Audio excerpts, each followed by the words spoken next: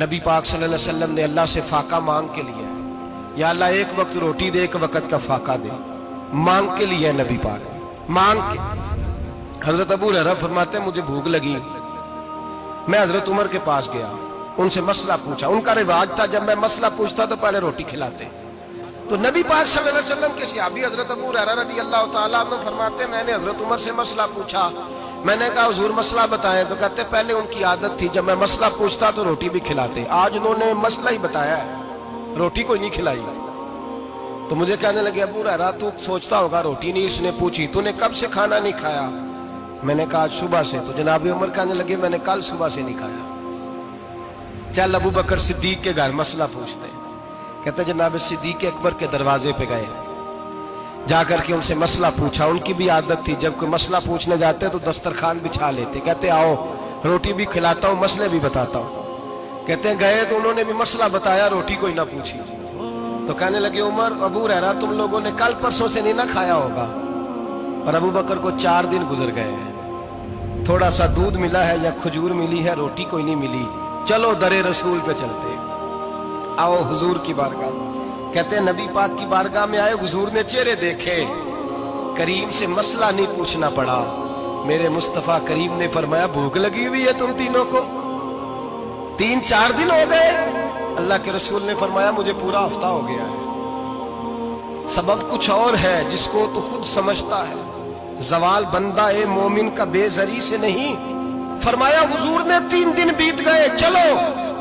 میرا بے تکلف صحابی ہے ابو الحسن انصاری، وہ بڑے نصیب والے ہوتے ہیں جن کو میرے نبی پاک خود کہتے تھے کہ تیری فلانی ذمہ داری ہے۔ اس زمانے کا تو کسی کو کہہ دیا جائے یہ تیری ذمہ داری ہے تو کہتا ہے یہ تو پھٹیکے ڈالنے لگ گئے، یہاں سے تو چھٹی کر جانی چاہیے۔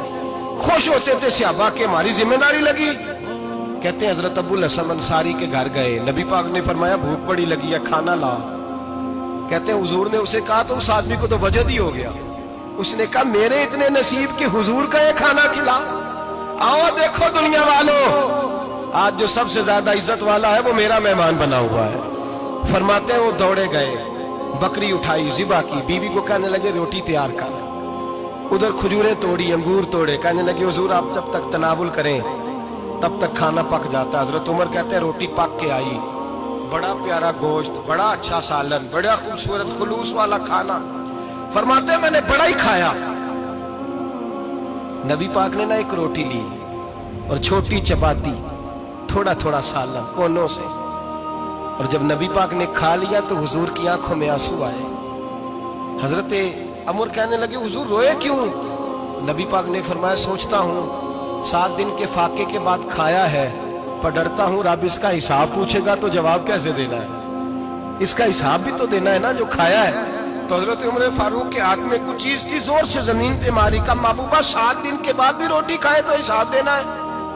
نبی پاک فرمانے لگے عمر وہ مالک ہے نا، تو جب دیتا ہے تو حساب نہیں لے سکتا، حساب تو دینا ہے، حساب تو دینا ہے، تیاری رکھو۔ صحابہ کرام فرماتے ہم نے ارادہ کیا کہ آج کے بعد ہم پھر فاقے کریں گے، کم کھائیں گے، اس لیے کہ حساب دینا ہے۔ میرے بھائی وہ فاقہ کشی کرتے تھے، ڈرتے تھے۔ یہاں تو لوگ کھا کے بیمار ہیں، کھاتے جا رہے ہیں، سوتے جا رہے ہیں، کھاتے جا رہے ہیں، سوتے جا رہے ہیں۔